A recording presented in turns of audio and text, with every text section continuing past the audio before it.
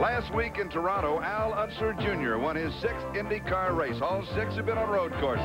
That victory vaulted little Al into 2nd place in the point standings and to 1st place with David Letterman. You're hot. You're coming off a win last weekend in Canada. Any predictions for the race? Sure, we're going to smoke them. All right. Sure, it's the Meadowlands Grand Prix today on NBC Sports World. Today, it's the 5th running of the Meadowlands Grand Prix.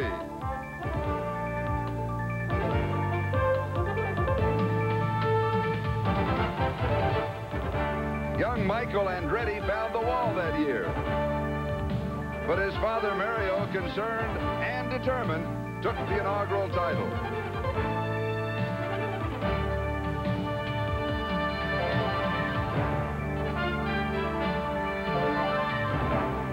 NBC placed a car cam aboard Jeff Brabham's car, and Jeff placed his car into the wall. Mario Andretti, the defending champion, had to walk home. And little Al Unser was the winner. It was his 2nd IndyCar victory.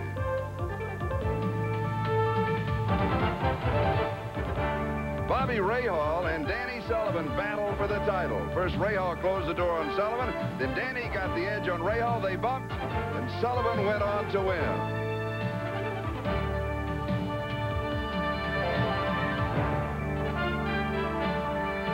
The car cam was on board with Michael Andretti.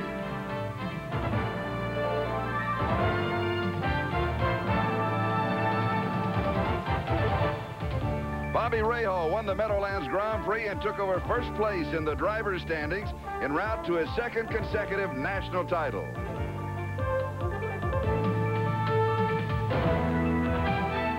Today, from the Meadowlands Sports Complex of New Jersey, it's the 5th Meadowlands Grand Prix.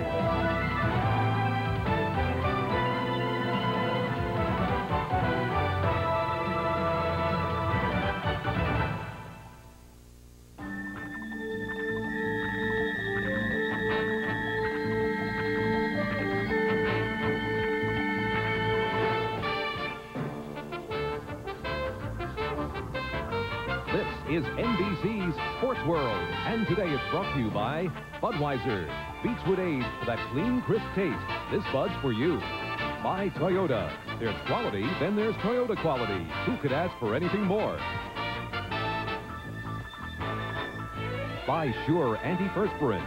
Get Sure and be just as sure about odor as you are about wetness. And by Mobil 1 Synthetic Motor Oil. Mobil 1. Isn't your car worth the extra protection?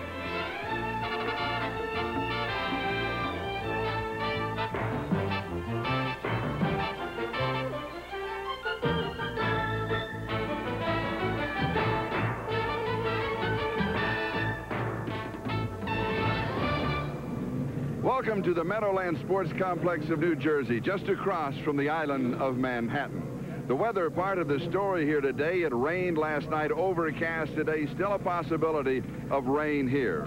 I'm Charlie Jones, and welcome to the 5th running of the Meadowlands Grand Prix. Part of the story here, the closeness of the IndyCar driver race, perhaps the closest in history. Let's go back to a week ago, just before Toronto. You'll notice that Rick Mears and Danny Sullivan were tied for the championship lead at that point. Little Al Unser in 6th place. Michael Andretti was in 8th, 15 points off of the lead.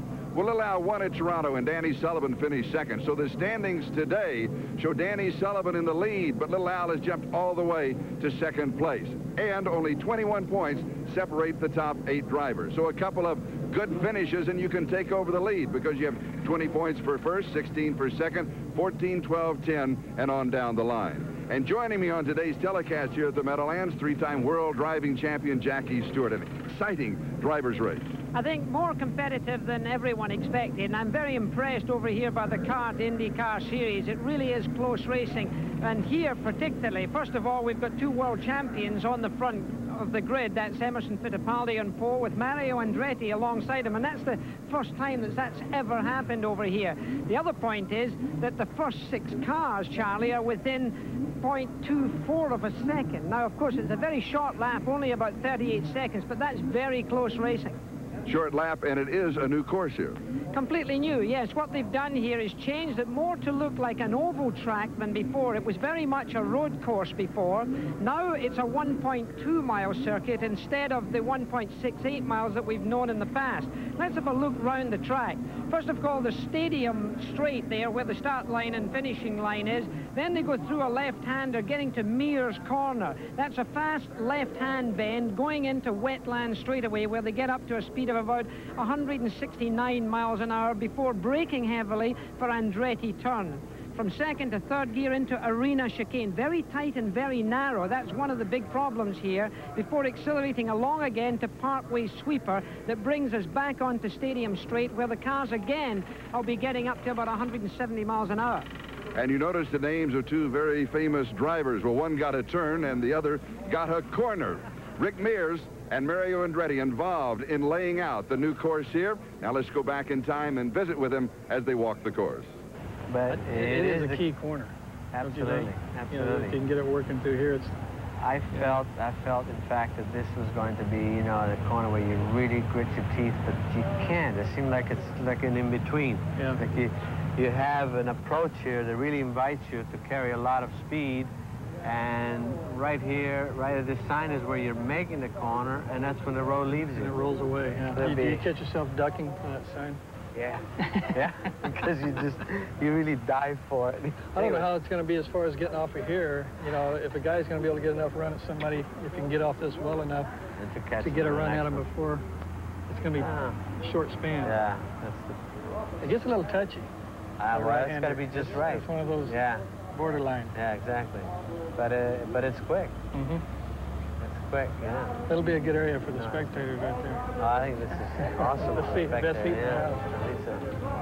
Yeah, good spot. A lot of action, I think you're going to see from here. Yeah.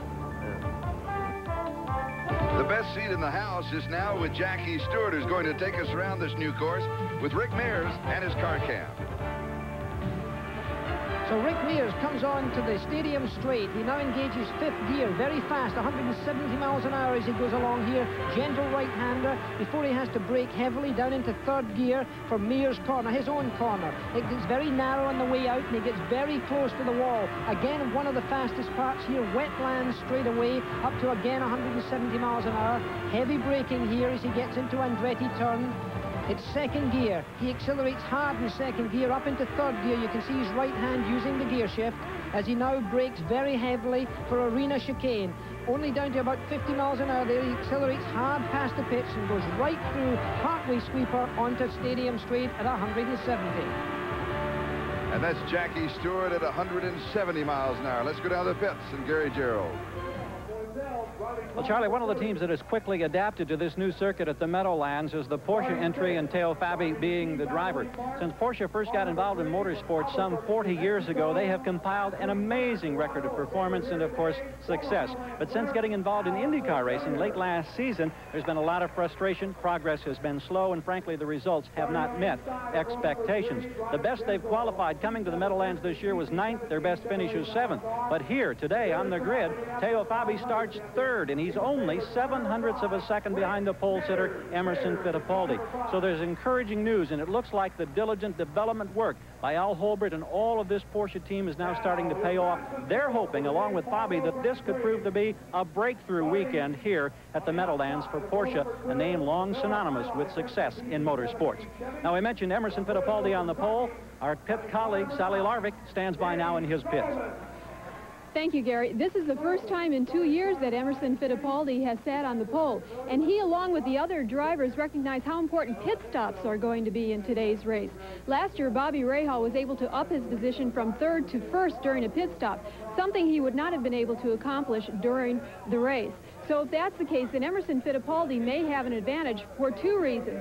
First of all, when Emerson comes into the pits, he doesn't take on drink or he doesn't take on refreshment like some of the other drivers do. Therefore, they save precious time that is many times spent by the team waiting for their driver to finish the drink before they push him out onto the track. Secondly, the team has devised a signal with Emerson whereby when the fuel tank is being topped, they signal Emerson, he and then puts the car in gear, and the machine is ready to go even before the car is taken down off the jacks. Seems like minor occurrences, but could prove crucial in crucial pit stops. Charlie? Okay. Thank you, Sally. And now for those words that we have been waiting for to start the day. Gentlemen, start your engine. And now...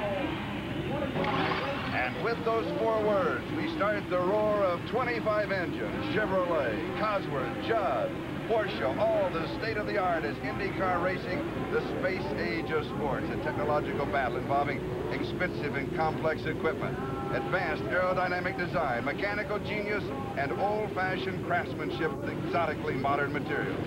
But it is still a physical sport, the drivers exquisite athletes, where it takes enormous strength and precise timing to drive an Indy car for 2 solid hours. And so we are ready to do battle here at the Meadowlands. Let's take a look at the field.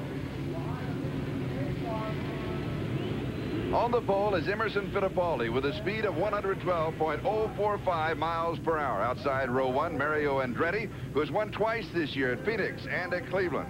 Row 2, Teo Fabi. He led the Friday qualifying, but was outrun yesterday. Outside row 2, Danny Sullivan, who leads the PPG points race. Row 3, Rick Mears, who has won twice this year, the Indy 500 and at Milwaukee. And outside row 3, Al Unser Jr., he's also won twice, Long Beach and last week at Toronto. Row 4, Raul Boisel, who leads all drivers in 1988 with 6 top 10 finishes. Outside, Didier Tays, last year's ARS champion. Row 5 is Michael Andretti with an excellent 4th place in the Indy 500. Outside, Bobby Rahal, the defending champion here at the Meadowlands. Row 6, Ari Lyondike. He hit the wall on Friday. He's in his backup car. Outside is Derek Daly. He had clutch problems last week at Toronto, and he finished 23rd. Row 7, Howdy Holmes, back this year after missing 1986 and 1987. Outside, John Andretti had an engine fire in the pits last week at Toronto. He completed only 29 laps. Row 8, A.J. Foyt. This is his 327th IndyCar start. That's the record. Outside row 8, Scott Pruitt. This is only his 2nd IndyCar start.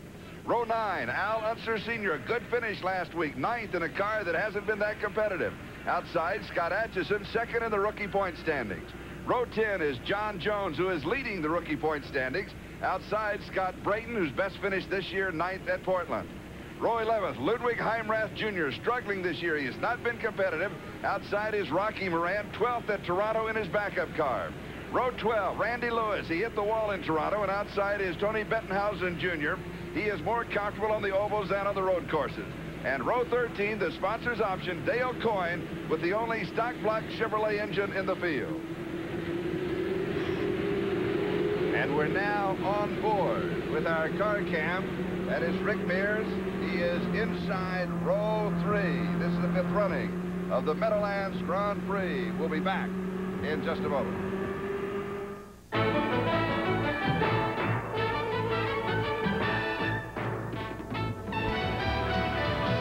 We're back at the Meadowlands Grand Prix.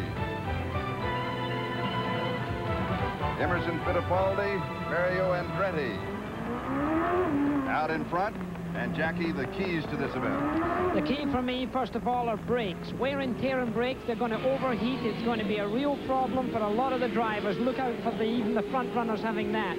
Second key for me is lapping slower cars. After about 10 laps, we're going to see trouble, and that could make or break the race for a lot of people. But as ever, the opening lap for me will be the main key for this race, because the chicane is not only very tight and very slow, but it's also very narrow, Charlie. Look out for cars coming together on that first lap.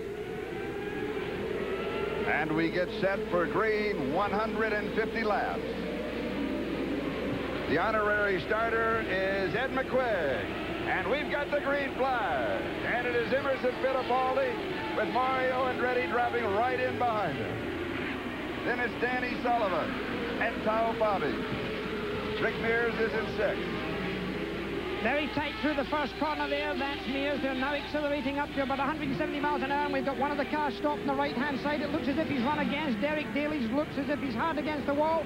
And in fact, it's one of the young Andretti's. John Andretti. They must have come together. That's the problem. But in the meantime, it's still Fittipaldi that seems to be in the lead. And look at that locking up wheel. That was Bobby Rahal. Bobby Rahal in that chicane. And they'll come by the start-finish line And thus far, it is just a local yellow. It is not a full course yellow. And in road course, they can run the rest of the course. And there's John Andretti. He is out of his car as the leaders go by him. And it is Emerson Fittipaldi, Mario Andretti, Danny Sullivan, Darrell Fabi, Al Unser Jr., Rick Mears. And one of the things you were concerned about, Jackie, is early in the race is that there would be problems. Indeed it is, and that's Derek Daly now rising out of the cockpit. He had sat in the car for a long time, almost for a lap there. He didn't want to get out. You see the front wing is damaged in his car, but the rest of the car doesn't seem to be too badly damaged. I suspect he stalled it, but it's certainly stuck on the side of the racetrack. He's well out of it. The white flag being shown there is slow cars. It's a yellow flag, I think, probably is danger. Be prepared. It could be that we've got a situation here that we're still under racing conditions. There's been no slowing down at the present time. The yellow is only a local yellow. Emerson Fittipaldi has stretched that lead very considerably. There's Mario Andretti. Keep in mind this is about a 38-second lap, and now the yellow's coming out for the full course. I'm surprised it took him so long to come to a full course yellow, particularly this early in the race. Well, I don't know. There weren't any blocked situations. It may be that the marshals cannot remove the cars easily, and therefore for their safety and security they've decided to put the full course yellow. And there is Derek Daly, a very disappointed Irishman. He's raced in almost every formula around the world, as Derek. Had a bad accident a couple of years ago. And here's a replay of this first corner incident. We'll look at the middle of the pack there as they look as if they're coming together. Let's see if we can spot the actual incident itself. It's just a little further back there. And there it is. It takes place there. And there you see Daly's car is the red car, and John Andretti is the blue and green car. It seems that they just rubbed themselves against that wall. The wall is very unforgiving, concrete, and of course the racetrack is quite narrow. It narrows to about 30 feet at that point. At the start-finishing line, it's about 60 feet, so it's going into a tunnel. As we, of course, now look over the shoulder of Rick Mears, driving, of course, one of the Roger Penske-entered cars. And we are under a full course yellow. The standings after the first 3 laps. Emerson Fittipaldi, Mario Andretti, Danny Sullivan, Bobby Al Unser Jr. We'll be back. Lap to go. Emerson Fittipaldi. Earlier this week, we asked you about traffic on this Meadowlands course. Will it be the biggest problem? In my opinion, the toughest thing is going to happen in the race will be the traffic. Because we have only, we are lapping less than 40 seconds. Only after a few laps we will be catching the back markers. And I think this is going to be the whole race situation. Emerson Fittipaldi thinking that when they run into traffic is going to be the most important part of the race. Well, for John Andretti and Derek Daly, the most important part of the race is already over. And that is they got into early trouble and went against the wall in Mears' corner. But now everything is strung out under the yellow, so when we get the restart, Jackie, it won't be that congested. We also have a car cam on little Al Unser Jr.'s car. Now they're coming up for the green flag, and it's off. And it is Emerson Fittipaldi, Mario Andretti, Dale Fabi, Danny Sullivan, Al Unser Jr., and Rick Mears. Kind of strained through Mears' corner and head for the wetlands straight, and this is where the speeds will reach around 169 miles an hour. Danny Sullivan getting inside Mario Andretti. Danny Sullivan takes command of second place. That was a quick move by him. It wasn't an easy place to pass, and he got Mario, who must have been a little bit asleep because Mario doesn't let many people pass in the early laps. So it is Fittipaldi, Sullivan, and Andretti. That is Mario Andretti now running third. Dale Fabi is in fourth. Al Unser Jr., Rick Mears, Raul Boisel, Didier Tace, Michael Andretti, and Bobby Rahal. A quick rundown of the top 10.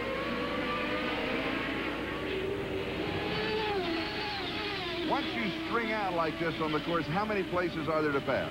Well, really, there's only probably one place to pass, and that's going into the end of Wetland Straight. You could get ducked under there going in under braking, and that's why I found it so surprising that Mario had been passed quite as early as he was, because there's not many places in this racetrack to pass. It's very bumpy as the heavy brake into Mears corner, so it's not a likely place to pass.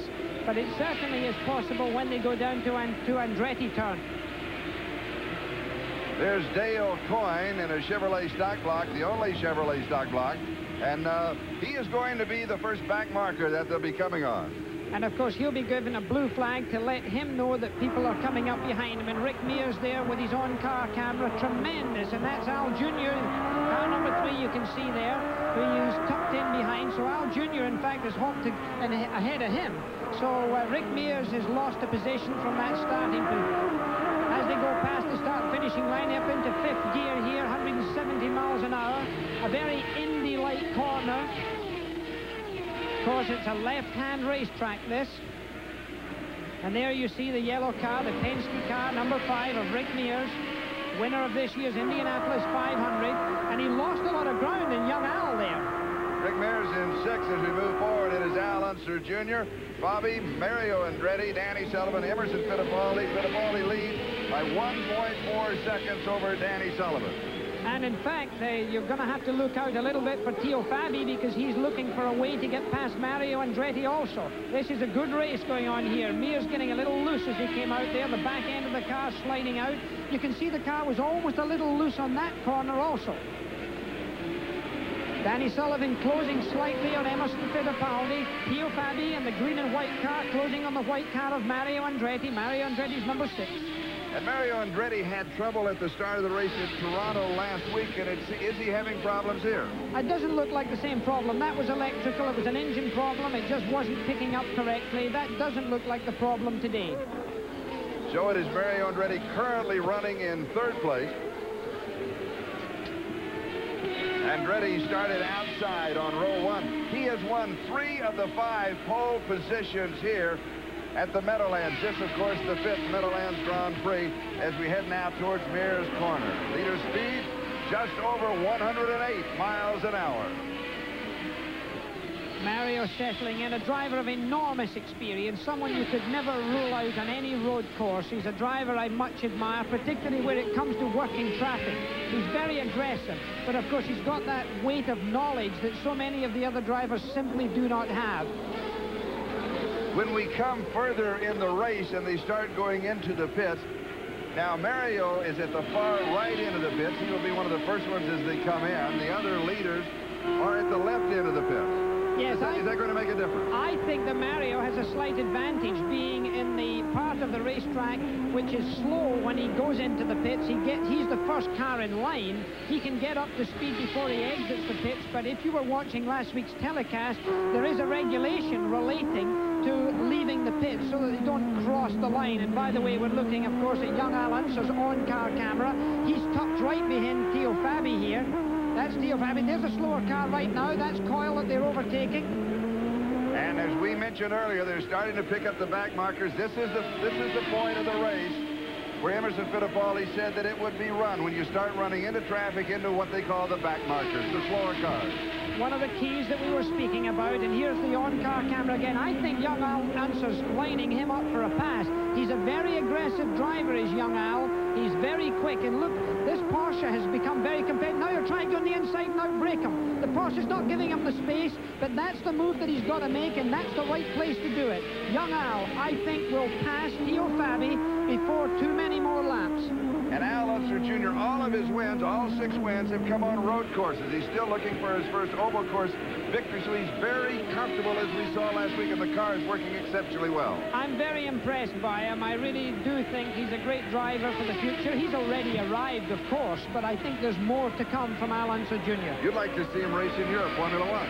Yes, I would, but I think he wants to fully establish himself over here by winning the big IndyCar races, the ovals as well as the road courses. Now, the Porsche does seem to take advantage of him on acceleration there, and he seems to be closing up under braking. He'll have to be aware that his brakes could cause him a little bit of trouble, and I think he'll have to think a little bit about that, because brakes, as I said, could be one of the keys for this race. Now he's got a little bit closer as he went through the slower part of the track. Now they're on this big sweeper leading on to the start-finishing line straight. Do we need some yellow flags to save the brakes? Well, the yellow flag would certainly help, there's no question. But I do believe the drivers themselves will have to keep in mind that they're not going to abuse their brakes. Emerson Fittipaldi, our leader, the red and white car, car number 20, of course, has won the World Championship on 2 previous occasions. Fastest lap for him is 107 miles an hour. In practice, of course, in qualifying, they were up to 111. And he is leading by 2.5 seconds over Danny Sullivan. Then it's Mario Andretti. Bobby, Al Unser Jr., Little Al, is in 5th place. We'll be back in a moment. A Rayner Decade garage door, a bit slower. The Rayner race car develops over 750 horsepower. A Rayner door opener, under 1. The Rayner race car is built to perform a few hours. Rayner Decade doors and openers are built to last much longer. Rayner Decade garage doors, warranted to last as long as you own your home. Andretti trying to use some of the back markers to set up Danny Sullivan. Sullivan shuts the door on him as Andretti chases him through Mears Corner. Oh, Danny can just take a deep breath and say, thank you very much. I nearly lost my 2nd place there. I dare to suggest if Andretti gets through and he's making that move, he's under him. He's got him here. He's done it at Andretti. Going in, and there you see the Porsche. It was nearly passed by Al Jr., and I think Mario will draw away now from Danny Sullivan. You watch him take advantage now. Look at the gap he's opened up just there, and watch that Porsche and young Al. They're going to be right on the heels now of Danny Sullivan. And when a racing driver is passed under those circumstances, he can be put out of synchronization. And look at young Al. He's going for it. No, can't do it there. It's too bumpy. It's not easy to pass right there. But the driver loses his timing a little bit. In the meantime, look at Andretti's white car way out in front. He's taken an advantage. Well, Boiselle has come into the pits as the racing continues outside, and it is Little Al moving past Theo Bobby as he set him up and took him. Well, I think conditioning may come into it here, incidentally, as this race goes on, because there's a lot of laps here, and I think young Al Unser Jr. is going to be a lot fitter than Theo Fabi, and that may come out at the Meadowlands to be a big part of this race. Sullivan is fit. I think Emerson Fittipaldi, he's used to the sun from Brazil. He's fit. I think fitness could play a part. Young Al Unser is a very strong and fit young man. He started 6th. He is currently 4th. Emerson Fittipaldi comfortably in the lead. Let's go down to Gary Gerald. Gary?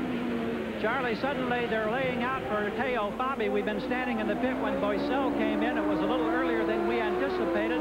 It didn't sound like that engine was running smoothly, but the crew suddenly scrambled over the wall for Fabi. We're trying to look up the line. We don't see him, so we'll go back up to you, Charlie. He comes by the pit entrance, and so he is not coming in at this time, as Al Unser Jr., Little Al, has been setting up Danny Sullivan. Sullivan comfortably in 2nd with everybody chasing him. Now he's dropped to 3rd. If he doesn't look out, he'll be in 4th. The place to do it is at the end of this straight. You watch him. He'll try and go in the inside. Watch it now. Sullivan staying in the middle of the road, not giving him a lot of room. Like, young Al will go for it now, and he's done it. Young Al Unser brings himself into 2nd place. It is the place to pass on this racetrack. Why did Sullivan stay outside? He knew that if he was going to pass him, he'd have to come inside on him. Yes, but he did it correctly. Danny Sullivan is driving with the correct etiquette. He could have moved into the inside. If it had been the last lap, he would have done that. But this early in the race, it would not be correct for him to do that.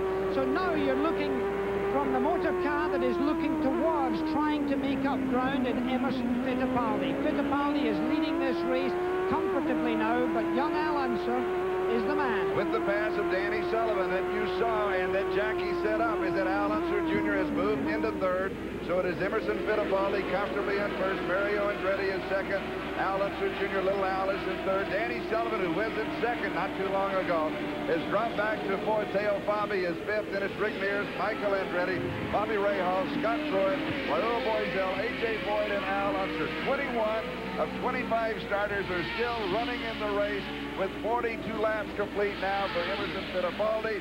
And let's go down to Sally. Charlie, with me is Carl Haas. Carl exits off every lap and tells how that particular lap went, and things seem to be going well for you now, Carl. Well, we're running 2nd at the moment. We got trapped in traffic a little bit behind Danny Sullivan, so we'll just have to see how it goes. And Mario should be pitting any minute now. I'm sorry, I couldn't hear you. Mario should be pitting any minute. Well, fairly soon, yes. Okay, Carl Haas, as you can see, he's very intense. He's very superstitious. He exits off every lap, and he pounds on the paper just to be sure. Charlie? And that is number 55, Scott Atchison, last year's Super B champion in the pits. He is driving for Machinist and for Otter Pops. He's an avid bicyclist. You know, the Tour de France ended today. And one of his goals, he rides 200 miles a week on bicycles, and he wants to ride someday in the Tour de France. Right now, he is riding here at the Meadowlands. Raul Boisel in the pits. Well, he's had trouble. He had trouble fairly early on, and he's in the pits right now having a look at things. It looks a rather casual pit stop. It really is, isn't it? As we go back out to the leader. And there's Emerson Fittipaldi coming up behind now. It looks like Michael Andretti. Michael Andretti, yes, the Craco car. And the leader, of course, with the Marlboro sponsorship, he's looking for a win here because today in the German Grand Prix, Ayrton Senna was first, Alain Prost was second. They're both Marlboro cars, so they're looking for a big weekend if Emerson Fittipaldi wins here in the Meadowlands. And he goes roaring by Michael Andretti. Fittipaldi's lead is 11.6 seconds. And he is running so well, it just every lap he increases his lead. Now it's 12.4. Well, I think he's driving in a beautiful fashion. Emerson, of course, a very experienced driver, someone I've raced against a great deal, someone I've admired as a racing driver very much, seen him at very close quarters, and he is tough. He's a very well-matured racing driver. He's not a chicken anymore, as we keep kidding on to each other, but he's certainly a driver of world standing. When we were in the garage with him yesterday, he had his little daughter, Juliana, who's just a year and a half old, in the cockpit taking pictures. And you said, don't do that. She may want to be a driver one day. Well, his eldest daughter, who's now 14 years of age, does want to become a racing driver, which is an awful bad news for him. She's starting with kart racing, or go-kart racing, down in South Africa she is at the present time, but she wants to go racing. What an awful nightmare. I've got a son who drove today, actually. How did he do? He finished fourth today. He went off the road, restarted, managed to get fourth, but a disappointed young Stewart on the telephone. Let's go down to Gary Gerald in the pit. Gary?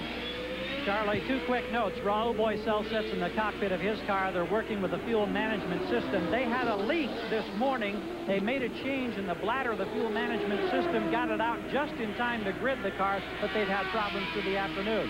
The false alarm for Teo Fabi, he radioed in that the handling had changed on his car. He thought about a pit stop. He did not make it, so we're still looking ahead to our first regularly scheduled stop. Charlie? Again, we understand that Mario is going to pit in 10 laps. Lap 56, as that is the schedule right now for Mario Andretti as far as his first schedule pit. And look at this traffic jam around here. Mario Andretti is part of that. Danny Sullivan is in the pits. Danny Sullivan has come in. And Sullivan came in. He was in fourth place, but remember, everybody started passing. They're changing all four tires. And we're watching to see if there's anything else. He's talking in his radio. You can see his head moving around as he was talking to his crew chief while being able to take a breath. Almost 17 seconds on that pit stop. 16:55 unofficially that we have it. As he comes out, that line coming out of the pits, he had two tires over on the right side. You can do that. In Toronto last week, he had four tires over coming out of the pit. And that cost him a stop-and-go penalty. It cost him a total of about 16 seconds. And that meant that little Al Unser, who was leading at the time, he couldn't take a run at him. By the way, we're watching now on board the camera of little Al Unser. We had that pit violation at Toronto last week. Cost him a stop-and-go, as I said. Did not cost him the race. Cost him an opportunity to win the race. This is a week ago. Now watch as he comes out. He accelerated it and he crossed the line with all four wheels. Even though it was just towards the end of the line, it was still a violation because they had been told at the drivers' meeting they were not going to be allowed to do that. And interesting, today at the drivers' meeting, because of the configuration of the pit, they said, well, we can let you, if you want to, just come out and avoid the traffic. And they said, no, let's go with the same rule that we had last week. And there's little Al Unser has taken second place under Mario Andretti at Andretti Turn. My goodness, Mario did it to Sullivan there. Now young Al has done it to him. Young Al Unser Jr., that, by the way, is Danny Sullivan, who is just about to be lapped.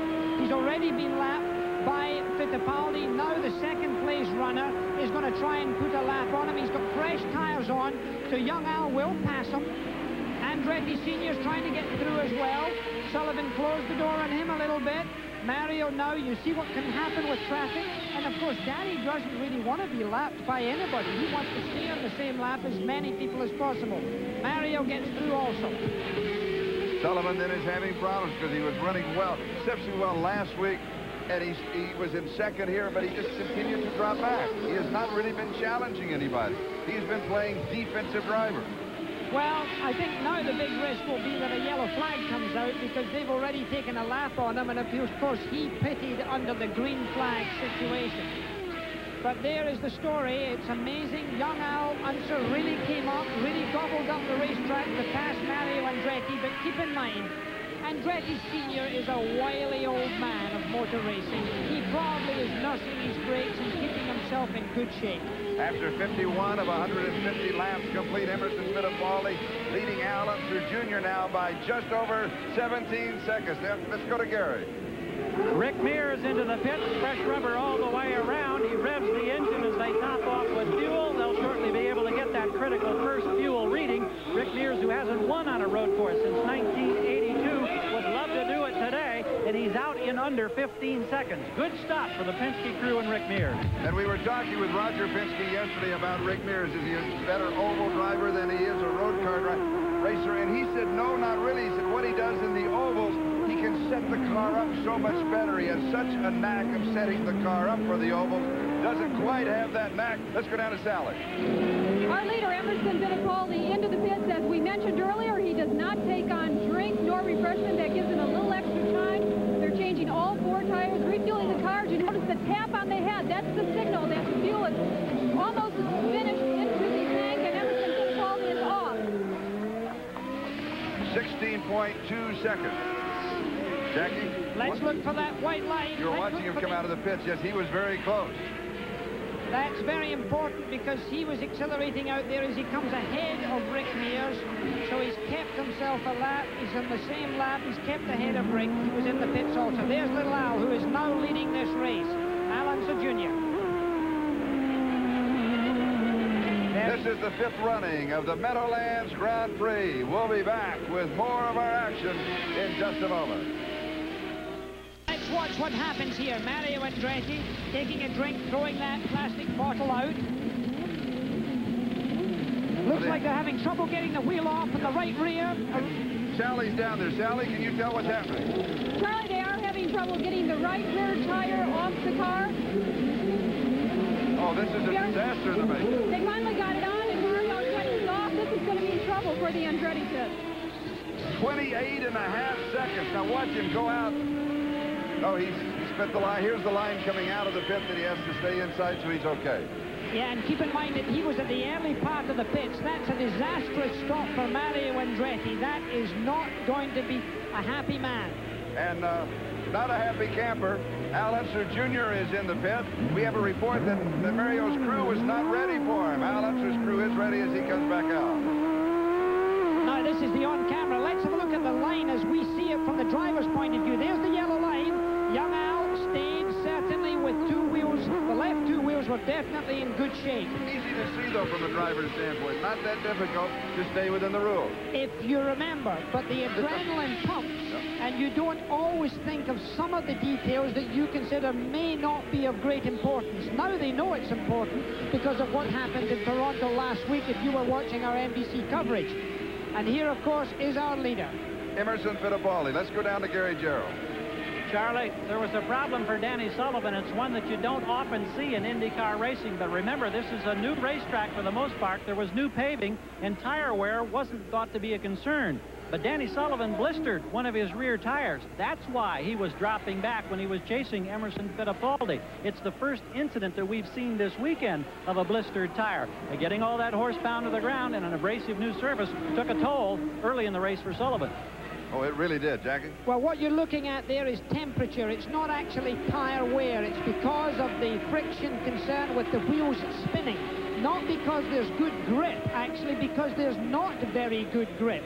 And the wheels spin, and when the wheels spin with 750 brake horsepower, they put the temperature of the tires up, and they sometimes blister. So because the tire maker does not know the race circuit from past experience, they're guessing at their compound. And Emerson Fittipaldi, as you can see, has completely dominated this race. He now leads by almost 15 seconds. Everything is really working. That's almost half a lap.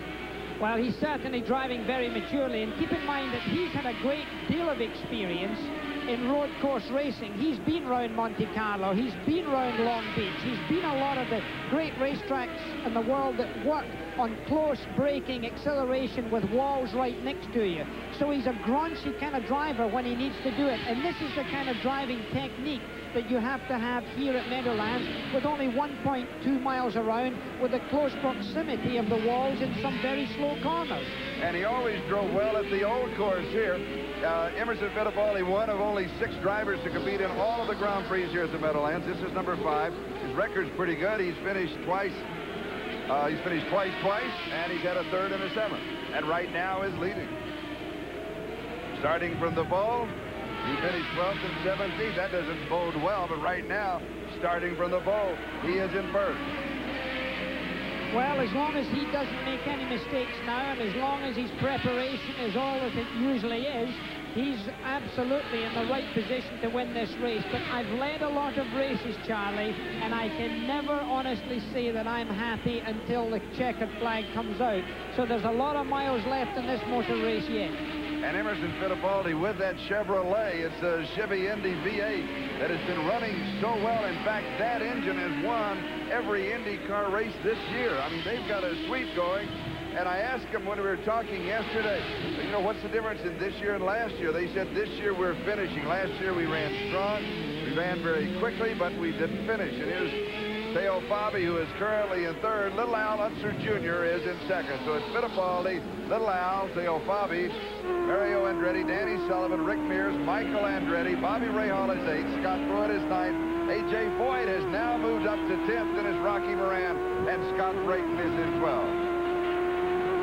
The separation just over 14 seconds for Al Unser Jr. So he's picking up some time on Emerson Fittipaldi.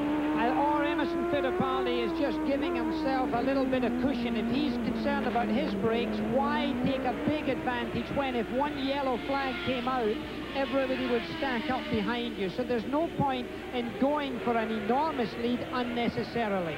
Emerson Fittipaldi's run a few races, and he knows how to pace a race, I think.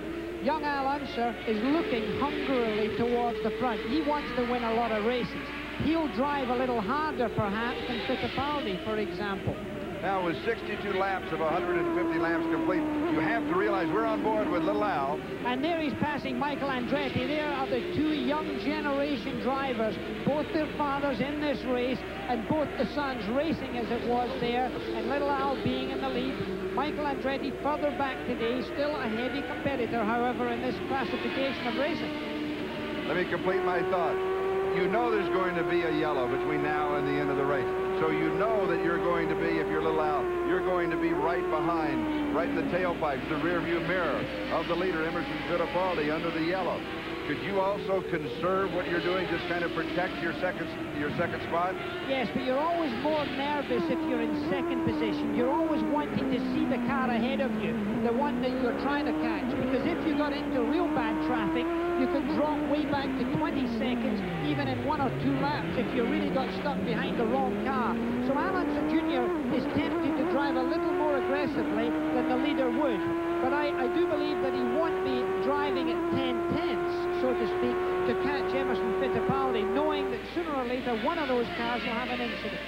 And there you see A.J. Foyt, who, as we have mentioned, was in 12th and now has moved up to 10th. Al Unser Jr.'s last 3 pit stops, including the one here, have been under 15 seconds. 2 very good ones in Toronto, a very quick one here. So the pit crew working exceptionally good for Little Al. A.J. Foyt, a legend, a living legend in motor racing. Let's go down to Gary. The Danny Sullivan pit happens to be NBA superstar Isaiah Thomas. Isaiah, I don't want to say it, but are you really at home down here? I wouldn't expect to see you at one of these events. No, I'm a little out of place, but I'm enjoying the action. What do you like about the appeal of the Indy car? I think the thing that's amazing me the most is how fast they're in and out of the pit stops. The guys are changing 4 tires and filling up a car in less than 17 seconds. That's amazing. Well, you're a great athlete. Ever want to drive one of these things? No, I just sit back and watch. Isaiah Thomas enjoying the action of the Meadowlands, Charlie. Just shows you how smart that man really is. This is the 5th running of the Meadowlands Grand Prix. Emerson Fittipaldi continues to lead. We'll be back. The leader now has closed on Danny Sullivan, and if he can pass him, he'll drop him a lap back. He's looking for a way to get through, but not this time. Danny's not giving him much space, and of course Emerson doesn't want to be imprudent in a situation like this, or he could get himself in trouble. A.J. Foyt, now considering that Danny Sullivan had trouble getting past A.J. Foyt in Toronto, he made some mention of it after the race. Yes, he did. We'll see how he gets on here. Yes, he said that A.J. was blocking him through about 3 corners after Little Al Unser passed him. He said, I wonder if he was on Little Al's payroll. Well, I don't know. Certainly, A.J. Foyt wouldn't be doing that intentionally. But now in traffic, it's very important for both of those drivers not to do anything silly or impetuous. Because if they were to do that, they could write off their whole race. This is why it's so crucial. And there, Emerson Fittipaldi puts a lap on the car of Danny Sullivan. So we have 4 cars running on the lead lap. Emerson Fittipaldi, Al Unser Jr., Teo Fabi, and Mario Andretti. They are running 1, 2, 3, 4 with Sullivan, Rick Mears, Michael Andretti, Bobby Rahal a lap down, then Scott Pruitt, A.J. Foyt, who you just saw, Rocky Moran, Scott Brayton, and Scott Atchison are 2 laps down. Here's the race summary. 75 laps complete. Halfway point. We've had 2 leaders, 2 lead changes. Average speed 101 miles an hour. 1 caution for 5 laps with 7 cars out of the race. And these are the cars out of the race. A couple of crashes, a mechanical suspension engine, another suspension, a gearbox. Andretti, that of course is John Andretti. Daley, Holmes, Coyne, Tays, Lyondike, and Al Unser Sr.'s out with a gearbox. And this is on board with Al Unser Jr. Yes, it's great audio here. Let's listen as he goes through the whole course. And Jackie, you can tell us exactly what he's doing. Well, just let's listen in just a second. You'll hear one thing about him. He doesn't jump gears from, let's say, 5th gear to 3rd gear. He goes through the gearbox. Let's just listen to our audio, because NBC's got this one right.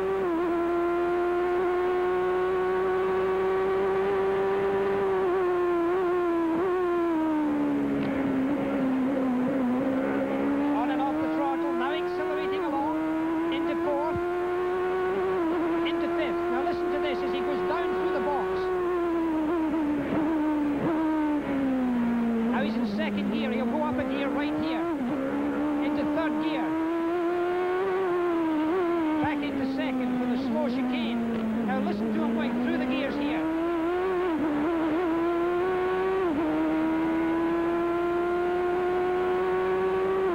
And now he's in 5th gear. The noise you heard was the car going over the bumps. You can hear the noise going up and down. Down into 3rd gear again. Lovely audio. Just, it makes me envious of him in that car. Little Al start to finish, 1982 to 1987, and in 88. A pair of wins this year. All of his victories, all 6, have been on road courses, and we're on a road course today. At what point in your career do you have to stop thinking about going through the gearbox? Is it automatic? It's automatic because God gives you a gift, which is a natural talent. But, you know, as you develop that talent, as you massage it or you manicure it, you get all the little subtleties as you're racing, and you're able to think more clearly, like in any other sport. It gives you time to do things that perhaps are more important, so you can eliminate the unnecessary interruptions of your mind. Sometimes that's gear changing, other times it's other matters, and you can dedicate yourself to the subtleties of braking and the subtleties of smooth acceleration. Fittipaldi has been in the business for such a long time. He has that feel, he has that knowledge. Many drivers get lots of experience. From that you should get knowledge, and if they're very lucky, they get maturity from those 2 aforementioned titles. Fittipaldi has matured into a very worthy champion. One of the parts of maturity is learning when to use the brakes, when to lay off, because the brake's so important here that you mentioned it's one of the keys. Yes, it's more important how you take the brakes off than when you put them on. Because Explain. as you go racing into a corner, you can leave your braking to the very last moment, as he might do going up to this third gear corner, this Mears corner. As he brakes into this corner, you can see young Al's right up behind Rick Mears there. As you go into a corner, you've got to brake very heavily. But it's when you come off the brakes that matters, because that gives you the corner speed that you're really looking for. And here is Little Al behind Rick Mears. Little Al is in second, Rick Mears is in sixth, and he is a lap down. They both have our cameras on their cars. Maybe they can take shots of each other, and he's going to take him on the inside. And he's blocked them too, because he did that well. He used that very intelligently. And there's the other camera. We just switched cameras. Don Omar, our director, going from car to car. That's wonderful. The technology in this business of television now to have an on-board camera in both of those cars, it's wonderful to be able to see it. It brings the public right close to it. And there you see Little Al lapping another car. J.D. Hanson, our producer, has now put us back into the car cam. And here, let's listen to this audio again. I'm fascinated by this audio. There he's changing up. That's fourth gear. That's fifth gear. You hear the engine red change. Now listen for this. Braking. That was from fifth to third to fourth to second gear. Now he's accelerated third gear. Now he's back into second. Now listen to the engine note here as he goes over bumps.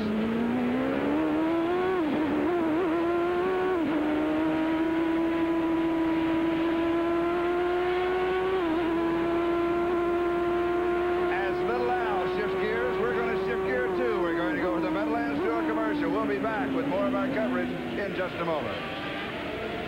Third, and has come to a stop, and he's put the steering wheel out, and he's closing the shop. And indeed, that's the end of the day for him. That's Al Holbert that you're looking at in the pits. There's Theo Fabi. He's taken the steering wheel off his car to remove himself more easily. That's Al Holbert, who is running this operation. And the Porsche's really been running well this week. They thought they'd caught up. They'd had problems earlier this year. It's not to be. And the first qualifying, they were on the pole for the first qualifying session. A very disappointed team. Theo Fabi disappointed. Also Holbert and Helmut Flegel, who's over here from Porsche, now coordinating the Porsche effort. It looks like the car's dropped off to the left side. Let's go down to Gary. Well, we're down here, and Al Holbert has, of course, just learned of it. I don't know if he's had any radio communication. Al, was there any word on the radio from Theo as to what the problem is? No, he just mumbled a few things which we couldn't understand, and I understand he got out of the car. We understand that there is fluid coming from the rear of the car. Would that lead you to suspect anything in particular? Well, for sure. I mean, he must know it's a permanent failure, so perhaps an engine, perhaps transmission, we don't know. Boy, it's got to be a disappointment because you had showed so strongly, and I know you hoped that this was going to be one of those breakthrough weekends, and you ran very competitively all day. Well, very, and our guys did a great job. We got ourselves out in front of Mario and Danny, and I think Theo was running very consistent laps with the leader, but we'll try again. All right, Al Holbert, you can sense and you can feel the disappointment down here in the Porsche pit, Charlie. And a shame for the Porsche pit. They have been running so well. Let's go back in time and see if we can pick him up when he came to that slow stop. Well, it does look to me like it was an engine problem. He's already pulled off line here. You can see him. He's always down the escape road. He has recognized that there's a major problem. When a driver does that, it's something very wrong that's happened. Something's broken loose inside the engine. And what happens is that in this particular case, our suggestion is it may be the gearbox. There is Theo Fabi. The fluid that you saw coming out from behind that car, that's normal heat. That would normally be water draining out over the overflows, so you can never think that it's definitely engine, but our report so far is gearbox. And there is Emerson Fittipaldi. He has now led for 86 laps, and that means he has led for the most laps. That's another bonus point. He picked one up for being on the pole position. He hadn't won, but he has already picked up 2 points. Let's go down to Sally. Emerson Fittipaldi's goal this year is to win the CART National Championship, and if he does that, he'll be only the second driver in the history of the sport to win not only the IndyCar Championship, but the World Driving Championship as well. But as motivated as Emerson is, he said racing has to be more than just winning. It has to be a lot of fun as well. When two-time world driving champion Emerson Fittipaldi isn't, as he puts it, driving fast in his Indy car, then he's driving fast in his speedboat near his home in Miami Beach. This world traveler and speaker of 5 languages has pared down his jet-set lifestyle since coming to the Indy cars in 1984. Emerson had hoped to find a more relaxed atmosphere on the IndyCar circuit. Now, 4 years and as many Indy wins later, he hasn't been disappointed. Ambience that each one hits each other. You hate. You look to the other one and say, oh, I'm going to get you tomorrow. You think about, you know, this. And for sure in IndyCar race, after the practice, after the race, we talk, we discuss, and it's a big family. And it's really great. I mean, it's a completely different ambience. If camaraderie is what IndyCar racing has given this 41-year-old Brazilian, Emerson has returned the favor by bringing an international interest, flair, and flamboyance to the American sport. His life does not slow down off the track. Sometimes between races when I'm not tested, I fly back to Brazil for work. I travel a lot. I travel average about 250 hours on airplanes every year. I think it helps a lot on balance, to find the right balance between the private life and the professional life. And I always try to have the children and my wife around me as much as I can. It's like recharge the battery. And to Emerson Fittipaldi, that recharging the batteries has been the key to his success in doing what he says he does best, drive fast. Yeah, he said he's due for a win. After all, he's the only driver here with a Chevy engine that has yet to win an IndyCar race. He says he's due, and due date may be today. Charlie? You may be right, Sally, and he's looking for that first win in just over a year. It was Toronto 87 was his last IndyCar victory. And he's still very comfortably in front, just over 14 seconds. Yes, driving with the kind of pacing that you would expect from a man of this experience. After that shopping spree in New York, he no doubt has to earn part of that $700,000 plus that are up here. If he wins the race, it's $97,000 in the pocket. And for a Scotsman, that's a lot of money, but even for a Brazilian, it must mean a lot. I'll tell you, for a La Jolla, it's a lot of money, too. When you got weddings coming up, you know it counts. Let's follow Emerson all the way around. You tell me what he is doing right. He is so smooth today. Well, let's look at him as he comes out this corner. He's not using too much road. He's not getting too close to the wall. Because if something goes wrong or you hit a bump the wrong way, you can easily kiss the wall with a tire or a wheel, therefore breaking the wheel and, of course, puncturing the tire. So when you're leading like this, you don't go as close to the wall. You're not really on the limit to the same extent as you would be. See, he leaves a little bit of space there. He probably leaves about 2 feet, 24 inches of space, rather than rubbing the car very close to the wall for the last thousandths of a second. So when you're leading, you know when to do that. And it's a funny thing. When you've got a cushion like that, you start to relax your driving, and quite often you go faster because you're driving slower. You're not working the car quite so hard. It's a little bit like the reins of a horse. If you let those reins go a little bit, the horse will run more freely. It'll allow its head to move and it'll breathe more easily. Racing cars are very like animals. Emerson Fittipaldi continues to run free, and we'll be back in just a moment with our coverage of the Meadowlands Grand Prix. This is the future, the leading edge of racing technology. The Pennzoil Z7 Special, powered by the Penske Chevrolet engine, winner of the 1988 Indy 500. From day one, it has run on the world-class protection of Pennzoil motor oil. There is no other car in the world like it, and Pennzoil protects it. Pennzoil, world-class protection that exceeds U.S. warranty requirements of every car maker in the world. Fuss with shampoo and conditioner? Who needs it? I want to wash my hair and go. And now I can with Pert Plus. Complete shampoo plus complete conditioner in one bottle. Pert Plus leaves my hair clean, conditioned, and looking terrific. Before, to get results this good, I used shampoo and conditioner. No more. Now, with Pert Plus, I just wash and go. Pert Plus, shampoo plus complete conditioner in one.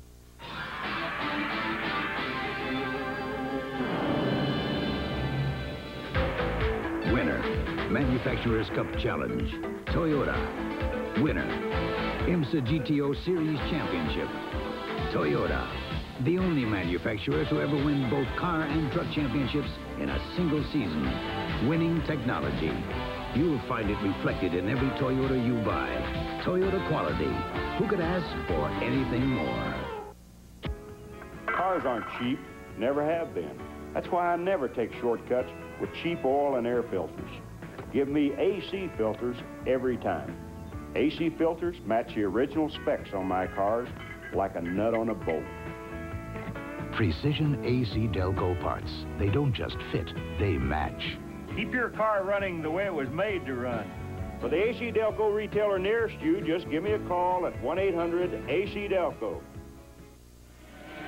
We're back at the Meadowlands. Danny Sullivan has come into the pit. And here you see a low shot of these fellas really doing a very important job here. Let's go down to Gary.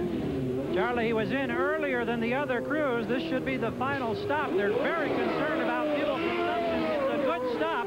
14.7 seconds for Danny Sullivan. The leader's yet to come in. He's going to have to run 50-plus laps, so on this fuel stop. Can he do it?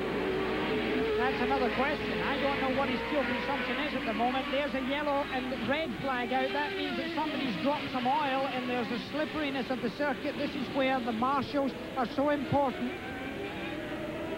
And you saw Emerson Fittipaldi right behind Danny Sullivan. And he puts another lap on him, it looks like. He does. Through the short chute now, to the chicane.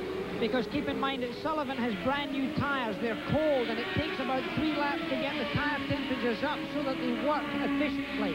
So he'll have to take it a little slowly for these first 2 laps, Sullivan will. Emerson Fittipaldi averaging almost 108 miles an hour. There's Michael Andretti. Michael currently is running 5th, but he is a lap down along with Rick Mears, who is 4th, also a lap down.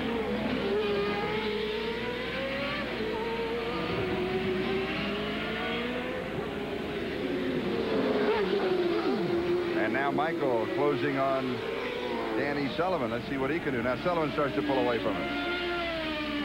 Michael nearly got his nose trapped there with his front wing hitting the back of Danny Sullivan's car. I think it gave him a little bit of a fright. And I think he suddenly took a breath, and it's just taken him another little beat to get back in timing again. And Michael... Rocky Moran has come sliding against the wall, and he has stopped. That's in the short chute coming out of the Andretti turn and before the arena chicane.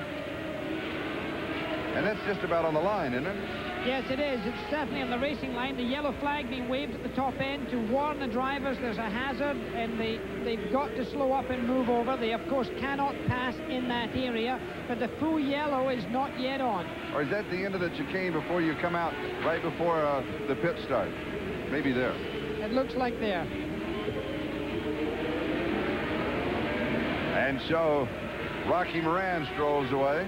And we are now under a full yellow. Yes, here it comes out. It's going to be a full course yellow. And that means that everybody will close up on Emerson Fittipaldi, who has led all but, what, 3 laps, and has just run away with it. This is one of the frustrations of the regulation that allows the full yellow to come in, and there Fittipaldi comes into the pits. We also have a report that on Mario's last pit stop, the rear air jack malfunctioned. It is still not working right, and they have a manual model ready, just like at your local gas station as we go down to Sally. Mario Andretti, our first place leader, into the pits. They've changed all 4 tires. They're giving him a load of fuel, putting the fuel into the tank. They hit Mario on the head. He puts the car in gear, and Mario is off. And Emerson Fittipaldi clears the pits and heads back to the race. So Emerson came in under a yellow, which of course is to his advantage. So he's out there fully tanked up now. So he's in good shape. It won't take them long to clear up this car, I shouldn't think, so this will not be a long yellow. We have 102 laps complete and a couple more laps on the yellow, so comfortably that means that Emerson Fittipaldi has enough fuel to make it. Here's Rick Mears. And he drops down off of the jack. He is currently running fourth and is a lap down. So we have Emerson Fittipaldi, Little Al Unser, and Mario Andretti all running on the lead lap. Just 3 cars on the lead lap. And we're on board with Little Al. That last change of engine note that you heard was him riding over a bump.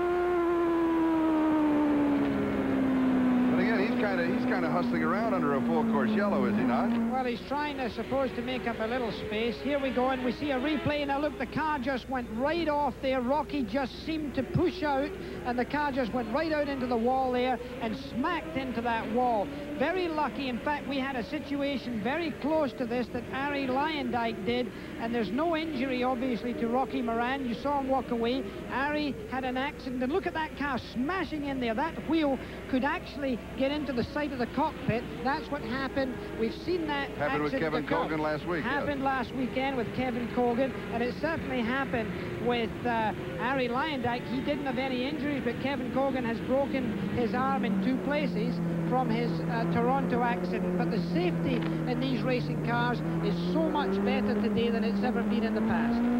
We're still under a full course yellow, so we'll be going away for a moment. This is the Meadowlands Grand Prix, 5th edition. We'll be back. Back to the green. Emerson Fittipaldi leading. Al Unser Jr. is sitting right behind him, courtesy of the yellow. And then it's Mario Andretti. 3 cars on the lead lap, and the green flag is out. And Unser is right behind Emerson Fittipaldi as they come down the stadium straight and head for Mears Corner. We're going to get a lot more traffic again because this is no pushover getting through these other cars. So look how tight it's going to be. Mario Andretti, we saw in the picture, he's up there. Danny Sullivan was ahead in there. Emerson Fittipaldi pushes through. That's the red and white car. You've got to look for him. Little Al Unser is right on his tail, absolutely glued to him. Who do you like in this battle? I think young Al could be very aggressive here because he's bright-eyed, bushy-tailed, and look at, there were 3 cars side by side in a very narrow racetrack. This could all be very dicey. Look for a pass here for young Al Unser, using all the road and being very aggressive against a more experienced driver who will use the road for this next lap, not giving him very much space, I can promise you. And Fittipaldi has been running so well. They're running through some back markers, though. Now, this is where going down to Andretti turn, where it would be a logical place, but Little Al is not just close enough to him, but look how Fittipaldi was using the center of the road. Little Al took advantage of that, and he's right glued to his tail again. And he's trying for a move. Can he do it? He's done it! Took it. Emerson went right into the wall, to the tires and the wall. And that is right through the chicane. Well, it was bright-eyed, bushy-tailed enthusiasm, I'm afraid, and that was the situation of Little Al there. He took the opportunity, and we're certainly going to yellow there. Fittipaldi could easily have hurt his legs because that was a heavy impact. He hit the tires. They're still looking. They're disgusted. They're concerned. He's not out of the car. These are the rescue people who are looking.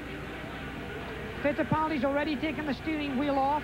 He's moving around. He's okay, but he could certainly have damaged his feet and ankles. That was a heavy impact, Charlie. And we're under full course yellow. And that was a coming together. Little Al took advantage there. He went where maybe angels would fear to tread, but he just put himself into a position where there was no room left for Emerson Fittipaldi. He locked up his brakes. You can see the brake lines there, the rubber marks there. He slammed into the tire first of all and then into the wall. There's the replay. Now, watch Little Al here. He comes in the inside. Emerson doesn't expect him to do that. He's alongside. He's side by side, but not quite far enough.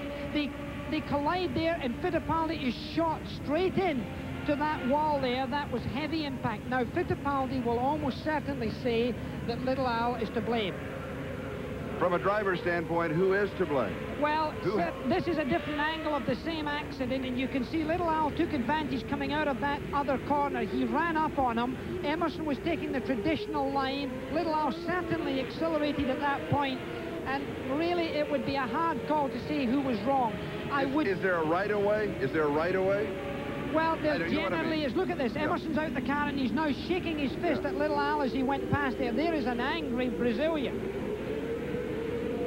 That's the bad news. The good news is he's okay. Yes, and I think that we can think of ourselves being very fortunate with, and this is another declaration of how safe those cars are. All right, let's go down to the pit. Sally's there. Gary Rovazini, Emerson's crew chief. Gary, we always hate to do interviews like this. Emerson was running so well. What happened? Well, we really don't know. All we heard was him and Little L had contact. That's all we know at the moment. It sounded like Little L might have gave him a slide job. That's all we know at the moment. One thing that most people don't know is that Emerson did have a clutch problem, didn't he? Yes, he did, but that wasn't our concern. He knows how to shift very well, and I feel that that wouldn't have been any kind of problem we had today. Very disappointing for Gary Rovazini and the whole Emerson Fittipaldi team. Thank you, Gary. Charlie? Thank you, Sally. Is it the luck of the draw? Is it from a driver's standpoint? Take it from both sides. Take it first from Emerson's side, then take it from Little Al's side. Well, with your experience. I think Emerson is definitely going to say that that would not have been a place that he would have chosen to pass any driver. Little Al obviously recognized that he had a considerable advantage. Now, because Emerson was having a gear change problem with his clutch, potentially he could have been a little slow at engaging third gear and then getting back into second gear for that chicane area. But if we get an interview from him right now, that will be a steamy interview. But for Little Al, he would turn around and say, look, there was a gap there, the road was open to me, and I'm going to make the effort, and there is the man. And when it is, and from the replay, you really can't tell. We'll be back to dissect this in depth in just a moment from the Meadowlands. Some garage door manufacturers offer a 1-year warranty. Some will give you one for 10 years. Some will partially cover their garage doors for a little longer. But only one company will warranty its garage door to last as long as you own your home. And that could be a very long time. The Rainer Decade Garage Door. The only door warranted to last as long as you own your home. If you want this kind of excitement every week, read Auto Week. If you want all the news of cars every week, call Auto Week and save 1-800-554-1700. You'll get Auto Week at our special discount price, just $17.25 for a full year, only 33 cents a week. Call now for all the news, cars and racing. It's all in Auto Week every week. 1-800-554-1700. Too many people think a spark plug's a spark plug. Well, all spark plugs aren't alike. These AC copper core plugs match my car's specs like rounds in a chamber, firing up to 30 times a second for up to 30,000 miles of high revving firepower. Precision AC Delco parts. They don't just fit, they match. Keep your car running the way it was made to run. For the AC Delco retailer nearest you, just give me a call at 1-800-AC Delco. Fixing this water damage will cost $1,200. Could I have prevented it? You improved Thompson's Water Seal could with 50% more active ingredients for better waterproofing on wood, brick, and concrete. Thompson's Water Seal, a great defense against repair expense. Savages? Nah. Guys with irritated skin from shaving. Try new Aqua Velva Skin Conditioning Aftershave. Hey, it's creamy. Guys prefer its soothing formula. And fragrance. There's something about new Aqua Velva Skin Conditioning Aftershave. As we come back to green, 116 laps complete. Mario Andretti is only 2 cars behind Little Al Unser.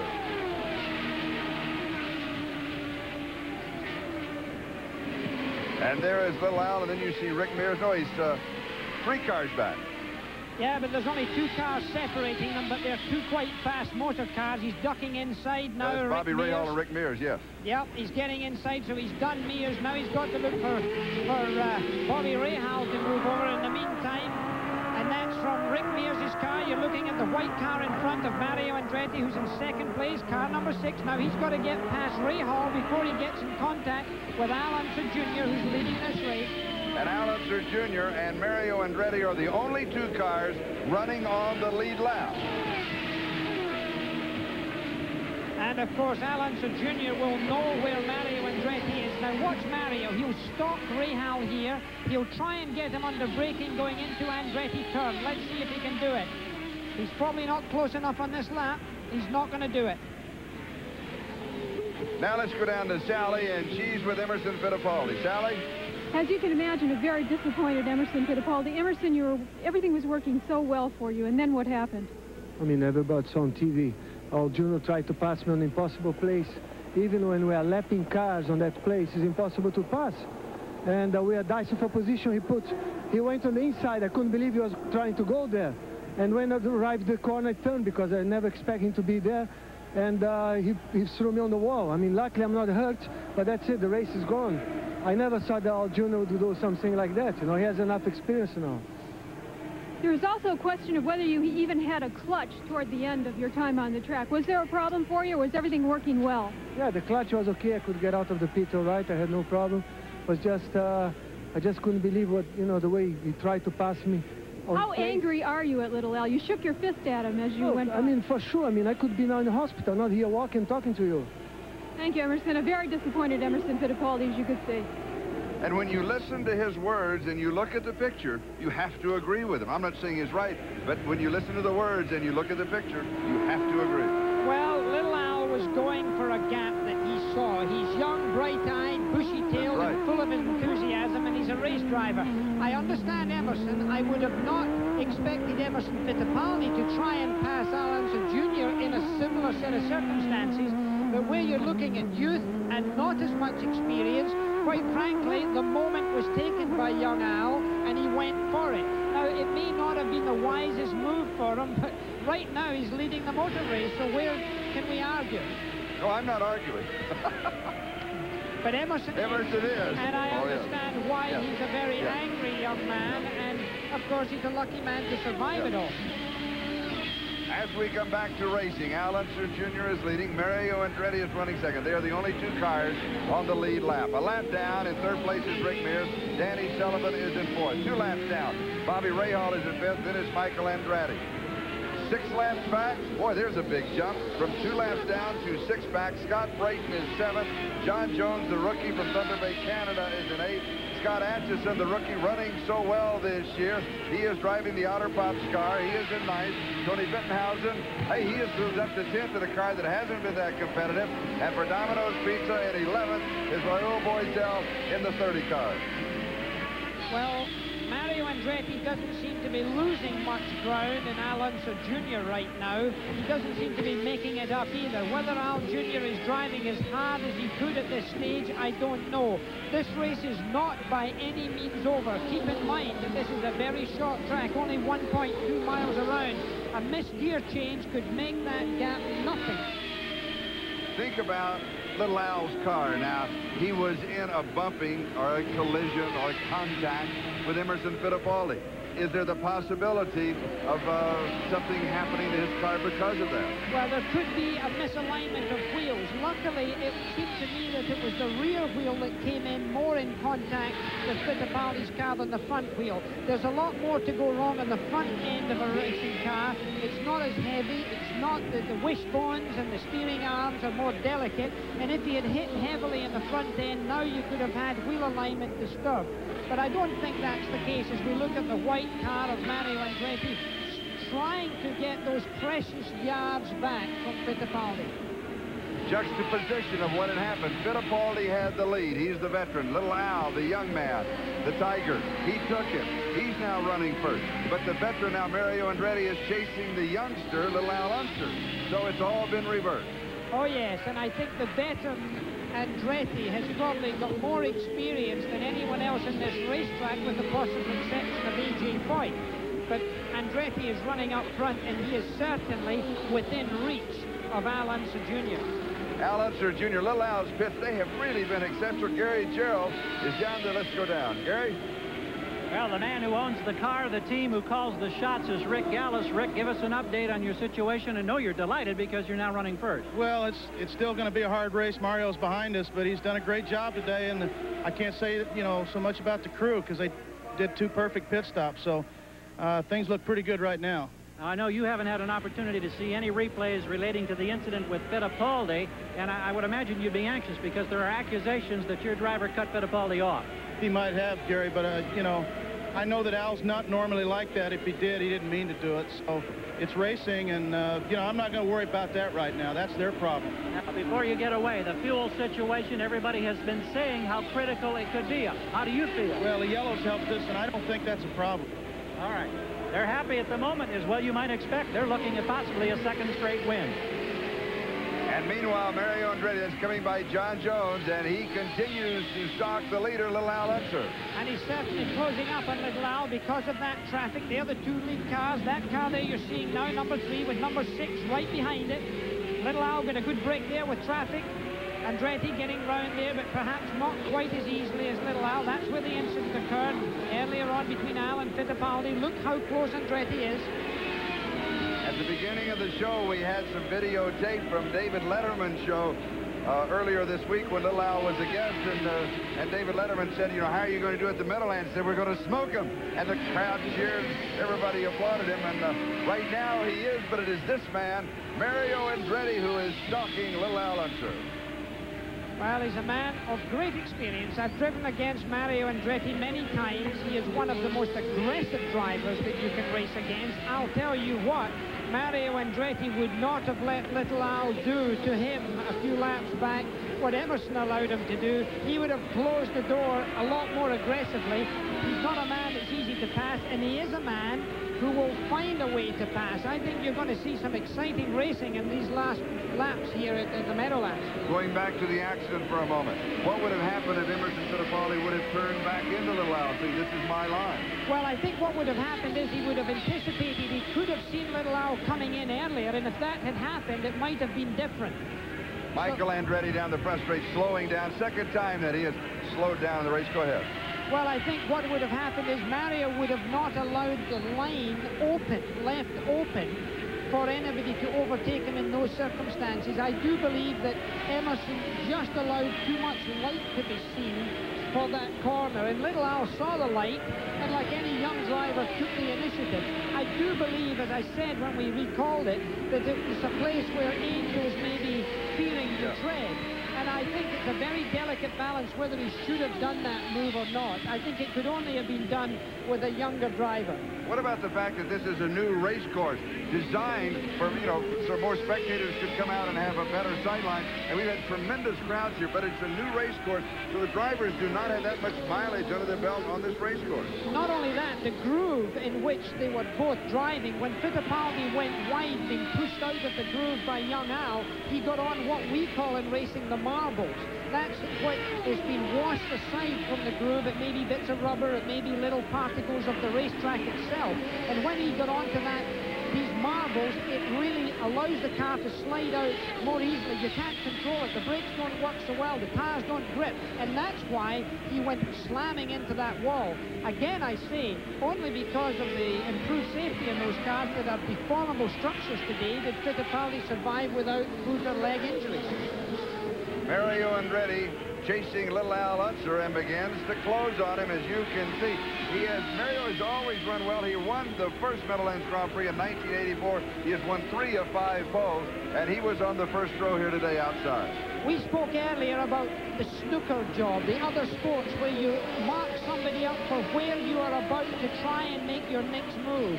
This is what Mario Andretti is doing now. He's stalking Little Al to find where on the racetrack his strategy will play. It's more likely to occur going into Andretti corner, ironically. That's the most likely place for him to do it.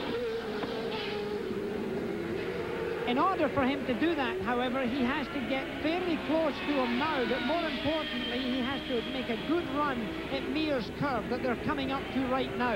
Let's see how quickly he can get through that and how close he can get to Little Al, leaving this corner here. And they just breeze by Michael Andretti, Mario's son, and here's Little Al's return to form, the 1987 season, the 7 races in 1988 with a pair of victories. If he wins today, of course, it would naturally be his 3rd, but it would be the 2nd back-to-back victory of the year, as Rick Mears won at Indy and also at Milwaukee.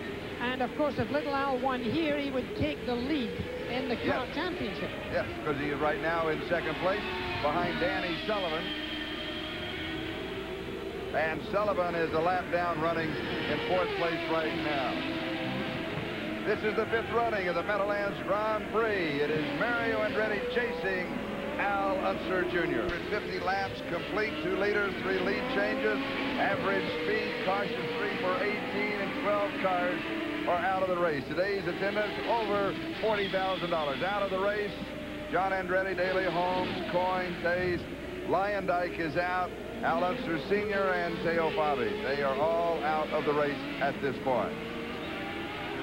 The story of the race, though, is, oh, here's more. A.J. Foyt is out, Pruitt is out, and you saw the other two. The story, to this point, it is the situation, crash, bump, whatever you want to call it right now, between Emerson Fittipaldi, who's leading, and Al Unser Jr., who came past him in the chicane. Well, the cars are so strong that we were allowed to see Emerson Fittipaldi step out of this accident. Let's look at the impact that he had here. Crashed into these tires and then into that wall. How he wasn't injured, who knows?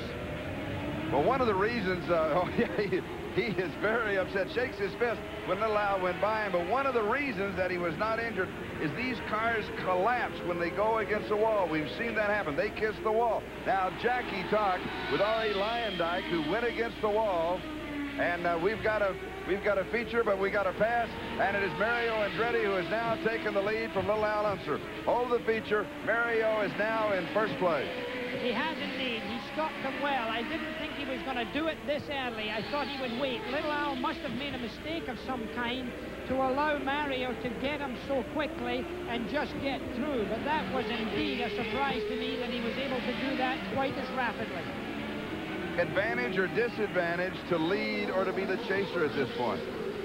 Well, I always like to lead. I mean, personally, I like to set the pace, and I have a clear road ahead of me. When I'm behind another car, the turbulence of the other car can affect my car aerodynamically. I don't see as much of the racetrack when I'm in second place. I'm having to see around the car in front with a high wing, and as low as we are in racing cars today, that can be a hazard, particularly around such a tight circuit with the walls and so forth.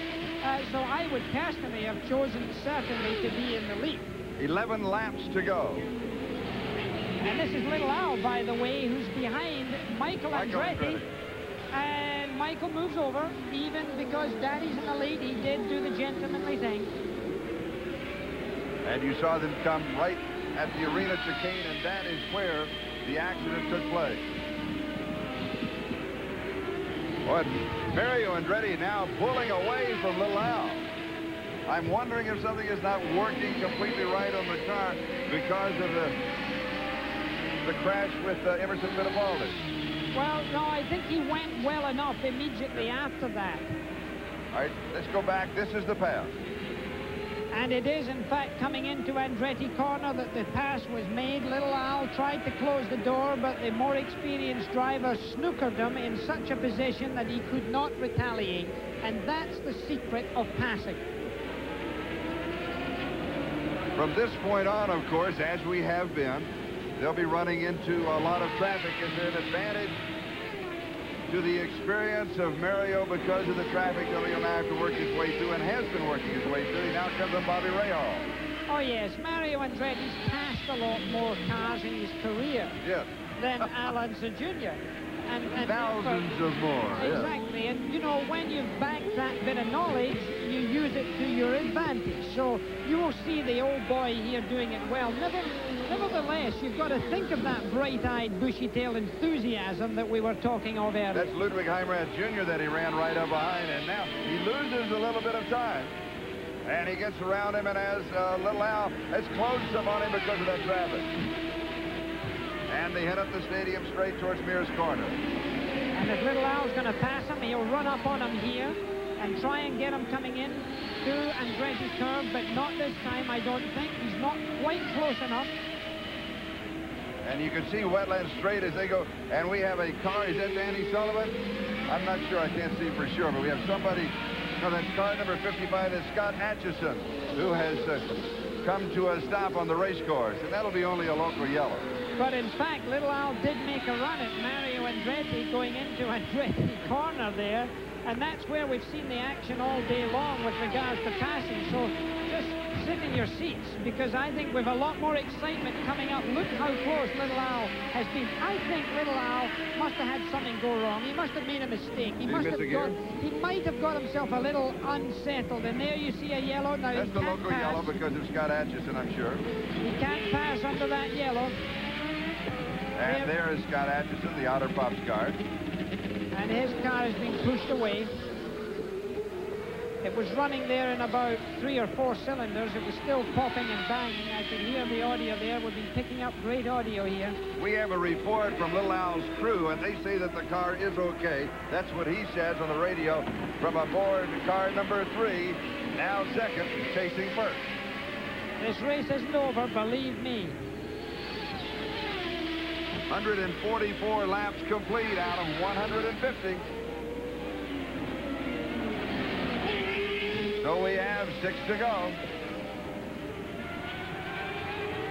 Little Al is using a little more road than Mario Andretti as he goes round this racetrack. A little closer to the wall on the exit of that great sweeper. And as this goes on, let's go down to Salad. We mentioned earlier how superstitious the Andretti pit is. Well, here's an example. When Mario passed into the first place, Paul Newman started jumping up and down. He was very happy, but the team manager, Tyler Alexander, turned around and shook his finger at him and said, no, don't do that. Tyler is very superstitious. He doesn't like the PA to announce that they're in the lead. He doesn't want to know anything about it until the race is over. Charlie?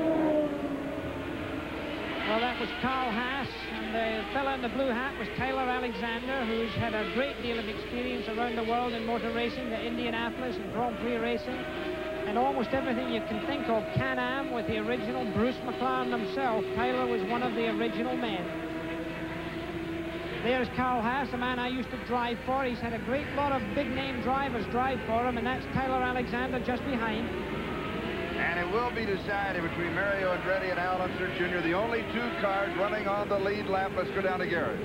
Now, Charlie, we checked in with Rick Gallus once again. He's here on the pit wall. They're disappointed they're now second, but we asked to make sure that there was nothing wrong with the car. He said, no, we're okay. I think it was traffic when we got past. In fact, they just ran a lap at 39.7 seconds. That's 1 1/4 seconds off the qualifying time that put him on the pole, or put Fittipaldi on the pole. So the pace is furious as Little Al stalks Andretti. And Mario now coming on Danny Sullivan, one of the 2 Penske cars. Rick Mears is running 3rd and Sullivan is running 4th, but they're both a lap down. But in fact, Andretti lost a little bit of time there. He tried to get under Danny Sullivan going into Mears' turn and wasn't able to do it, but now he's getting through, and Little Al's with him. My gosh, Little Al is so close.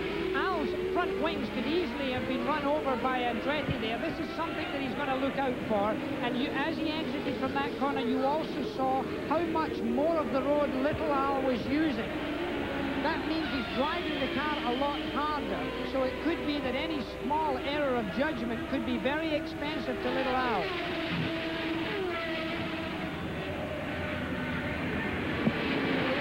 Tries to come under him once again, and Mario shuts the door. And Mario is slowing down. Big trouble. The bad luck continues to stalk Mario Andretti. Paul Newman can't believe it. And there is our new leader once again, Al. And there's somebody hit the wall. Boiselle hit the wall down the front straight. Jones and Mears coming behind him. And then the leader, Little Al, as we'll have a white flag for one lap to go. And that is the 30 car Raul Boiselle Domino's Pizza that stopped against the wall. Again without any injury. And again There was no yellow. There was no yellow. Yes, he hit the wall very hard. He must have hit the wall there. I estimate he hit the wall there at well over 100 miles an hour, probably close to 130 miles an hour. And again, he just seemed to have freaked his way. Mario Andretti is in the meantime driving slowly around the racetrack. There's a front wing lying in the front of the front stretch that I can look down. The front wing will have to be picked up by one of the officials here. And now the checker flag for the winner. Little Al Unser, back-to-back victories, his third on the year. And disappointment, that of course is Paul Newman, and he is one of the car owners of Mario Andretti, and it was ever so close. So there's jubilation in one pit and disappointment in another. Well, it looks like it was only 2 laps to go, yes. Really, maybe 3 laps to go when that occurred, and I don't think it may have been running out of gas. It could have been that. Paul, by the way, drove yesterday and drove very well, did not complete the race. Everybody loves to come out and watch him drive. And the victory lap for Al Unser Jr. Bobby Rahal driving alongside there, congratulating. And we'll be back in just a moment.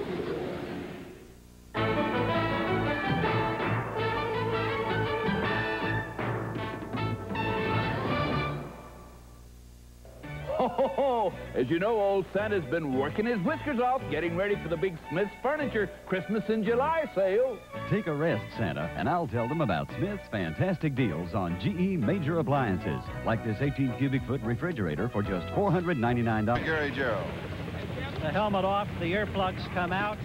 Here's a very tired young second-generation race driver who's just won 2 in a row. Congratulations from the crew.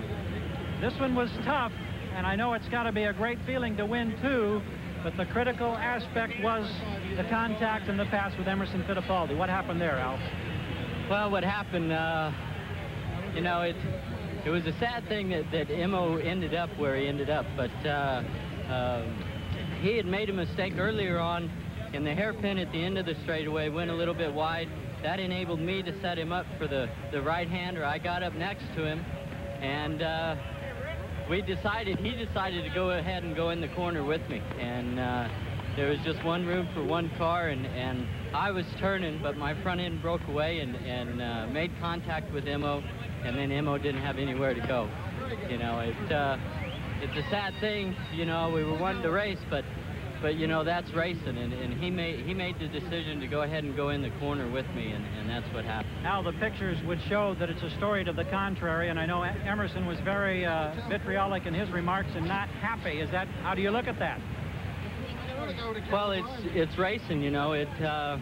I got up alongside of him before he turned in, and so he made his mind rather either to brake and let me go and run the corner wide, or to go ahead and go in there with me, and he decided to go in with me. Then Mario took the lead away from you. In a lap to go, suddenly he had problems. You end up in victory lane. It's a great capper to another Sunday afternoon, huh? Yeah, I just, you know, again, that's racing. That's Mario's bad luck, and, you know, his engine started missing there at the end, and that's racing. And so, you know, I just want to thank my team. They did a super job in the pits, and Valvoline and Stroh and all right, Kim and everybody. We appreciate it. We got to get back up to Charlie Jones. And Gary, this is the point when Mario Andretti slowed down and was passed by Al Unser Jr., who went on to take the title here. Mario is with Sally. Let's go down to the pits. As you can imagine, a very, very disappointed Mario Andretti. Mario, it's either very good for you or very bad. You were so close to winning. What happened? Half shaft let go all of a sudden. It was just a complete surprise because obviously it just let go abruptly, and you know, we had to run very hard, and it's very bumpy, and something had to take its toll. Too bad it had to go that far. It couldn't have lasted another 3 minutes. Very quickly, what went on through your mind when that happened? Well, I'm unlucky is lucky. That's simple today. That about sums it up for Mario Andretti. Charlie? All right, Sally, and right at the end of the race, Raul Boisel went into the wall down the front straight. As you can see, left off part of his wing, but the yellow did not come out, and racing continued as Little Al went by him with that last lap to go. The final results, Al Unser Jr. wins it. Back-to-back wins. Mario Andretti disappointed, but still second. Rick Mears, a lap down, finishes third. Danny Sullivan, a lap down, fourth. And Bobby Rahal finishes fifth. And so that means, as we look now to 6, 7, 8, 9, and 10 in this very close race, that means that Al Unser Jr. has taken over the standings by 2 points in the driver's race over Danny Sullivan. Then it's Rick Mears, Bobby Rahal, Mario Andretti, Michael Andretti. And that says it all for Paul Newman, and for Mario Andretti. It's been a great afternoon here at the Meadowlands for Jackie Stewart, Gary Gerald, Sally Larvick. The sun shining on Little Al, the clouds over Emerson Fittipaldi and Mario Andretti. I'm Charlie Jones. So long, everybody.